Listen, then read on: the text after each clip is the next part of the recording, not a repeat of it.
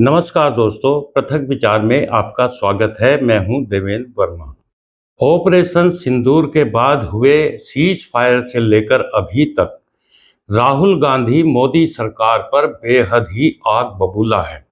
राहुल गांधी सरकार पर तरह तरह के इल्जाम लगा रहा है। राहुल गांधी विदेश मंत्री एस जयशंकर के पीछे तो लगता है जैसे कि हाथ धोकर ही पड़ गए हैं और लगातार राहुल गांधी सरकार के ऊपर सवाल पर सवाल दाग रहे हैं कि हमारी सेना के कितने जहाज गिरे हैं, हमारी सेना को कितना नुकसान पहुंचा है, हमारे कितने सैन्य और गैर सैन्य विमान पाकिस्तान ने मार गिराए हैं। राहुल गांधी को ना तो अपनी सेना पर भरोसा है और ना ही राहुल गांधी को इस देश की सरकार पर भरोसा है। राहुल गांधी का एजेंडा क्या है ये तो समझने के लिए किसी रॉकेट साइंस की ज़रूरत है नहीं, क्योंकि राहुल गांधी मोदी के हर कदम का, हर उपलब्धि का अंध विरोध करते हैं। उन्होंने मोदी विरोध को अपनी राजनीति की धुरी बना लिया है। किसी चीज में सच्चाई हो या ना हो, राहुल गांधी यदि किसी चीज को पकड़कर बैठ गए तो समझ लीजिए कि वो उस चीज को फिर तब तक रगड़ेंगे कि जब तक पब्लिक के सिर में दर्द ना हो जाए।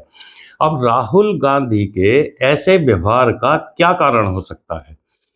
इसमें मुझे जो मुख्य कारण नजर आता है वो ये है कि राहुल गांधी को इनके सलाहकारों ने एक बात बड़े अच्छी तरीके से समझा दी है कि अंग्रेजों ने इस देश को जब आज़ाद किया था तो इस देश की राजगद्दी को आपके पूर्वजों को सौंपा था। यानी कि इस देश की राजगद्दी आपकी पारिवारिक संपत्ति है और इस हिसाब से आप इस देश की राजगद्दी के नैसर्गिक मालिक हैं।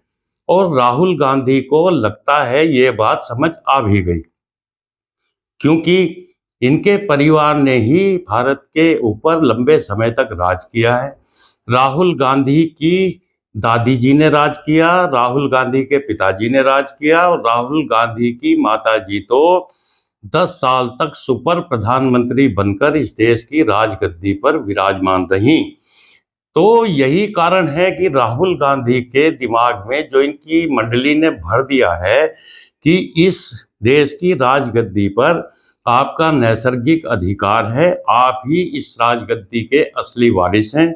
2014 में नरेंद्र मोदी ने धोखे से इस राजगद्दी को हड़प लिया है और नरेंद्र मोदी इस राजगद्दी को अभी भी वापस करने के लिए तैयार नहीं है।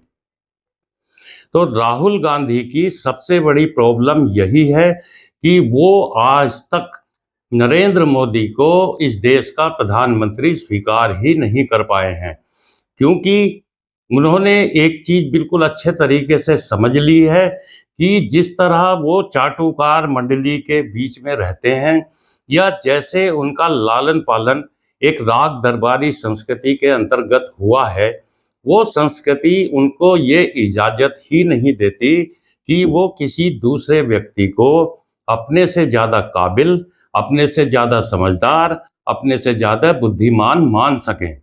और यही राहुल गांधी की असली प्रॉब्लम है। राहुल गांधी लोकतांत्रिक तरीके से सांसद बनते हैं। राहुल गांधी लोकतंत्र में जनता के वोटों से चुनकर आते हैं और उसके बाद संसद में नेता प्रतिपक्ष बनते हैं।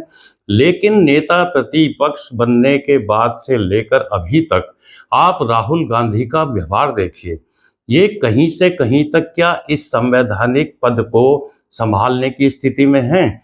और नरेंद्र मोदी को तो राहुल गांधी ने जैसे अपना निजी दुश्मन मान लिया है, क्योंकि वही जो इनकी मंडली ने समझाया है कि आपकी गद्दी छीनने के दोषी हैं नरेंद्र मोदी, तो इसलिए राहुल गांधी अब समझने लगे हैं नरेंद्र मोदी को अपना खुला दुश्मन। और ये बार बार नजर आता है राहुल गांधी के भाषणों में।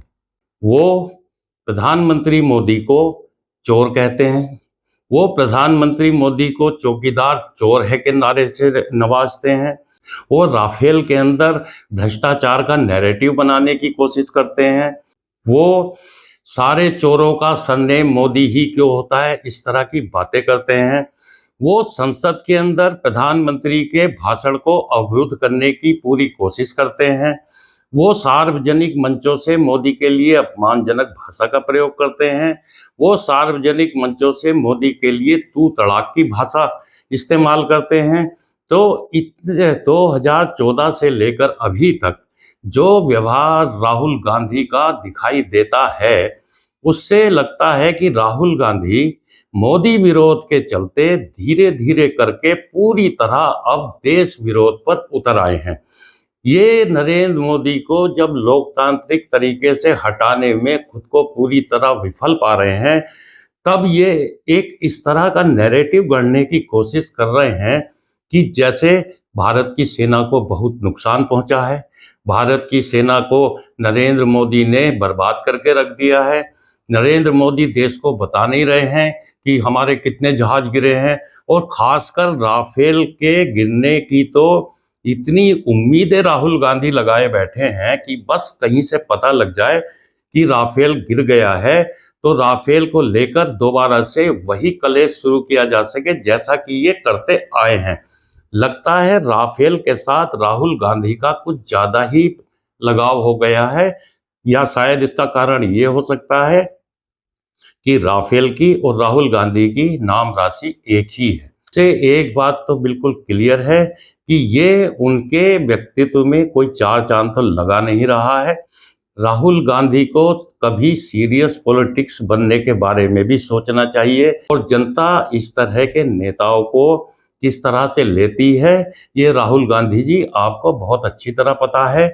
आपके अध्यक्ष रहते या आपके अध्यक्ष ना रहते, कांग्रेस लगातार रसातल में जा रही है, और नरेंद्र मोदी तीसरी बार भी प्रधानमंत्री बन गए, जबकि आप दूसरी पार्टियों के कंधों पर सवार होने के बावजूद भी 99 सीटों पर अटक गए। तो क्या इस तरह की राजनीति करके आप ये उम्मीद करते हैं कि देश की जनता आपको सीरियसली लेगी और आपको प्रधानमंत्री पद पर बैठाने के लिए आपकी पार्टी को वोट करेगी? चाटुकार मंडली के प्रभाव से बाहर निकलिए राहुल गांधी जी, और देश की हकीकत को पहचानिए। नरेंद्र मोदी को जनता ने इस गद्दी पर बैठाया है, वो किसी की कृपा से या आपके परिवार की कृपा से प्रधानमंत्री नहीं बने हैं। इसलिए देश के अपमान करना बंद कीजिए। भारत के विदेश मंत्री को आप मुखबिर यदि कहेंगे तो आप समझ लीजिए कि आप पाकिस्तानी मीडिया के लिए कंटेंट का ही निर्माण कर रहे हैं, इसके अलावा और कुछ नहीं है। क्या किसी देश का विदेश मंत्री मुखबिर हो सकता है? इस तरह की बातें केवल भारत में बैठे राजनेता ही कर सकते हैं। किसी दूसरे देश में तो कम से कम इस तरह की बात करने वाले किसी नेता को बर्दाश्त नहीं किया जाता होगा, इतना मुझे लगता है। आप बात करते हैं कि पार्टी को सत्ता में ले आएंगे, लेकिन इस तरह की बातों से, इस तरह की हरकतों से पार्टी सिर्फ और सिर्फ रसातल में ही जाएगी। तो आज के वीडियो में इतना ही। अगले वीडियो में मिलेंगे फिर किसी और विषय के साथ। दोस्तों, आपसे निवेदन है कि चैनल को सब्सक्राइब कीजिए, वीडियो को लाइक कीजिए और कमेंट भी जरूर कीजिए। नमस्कार।